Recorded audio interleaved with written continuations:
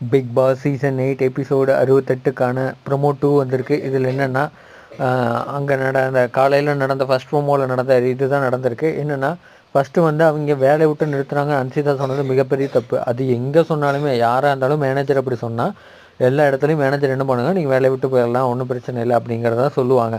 அந்த point of வியூவில் தான் அவங்க பேசியிருக்காங்க, அந்த பாயிண்ட் ஆஃப் வியூவில் தான் அவங்க பண்ணியிருக்காங்க. அது எல்லாமே கரெக்டாக தான் தோணும். ஏன்னா மேனேஜர் சைடில் இருக்கும்போது அந்த விஷயங்கள் எல்லாமே அவங்க அப்படி தான் பேசுவாங்க.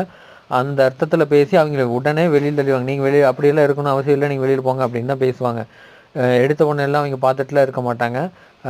கரெக்டாக சௌந்தர்யா பேசுனது எல்லாமே கரெக்டு தான். ஏன்னா அது தப்பெல்லாம் எதுவுமே கிடையாது.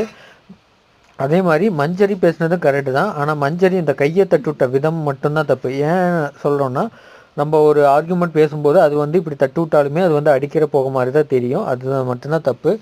உங்கள் உதவி இல்லாமல் நான் இல்லை நண்பர்களே. தேங்க்யூ, பாய்.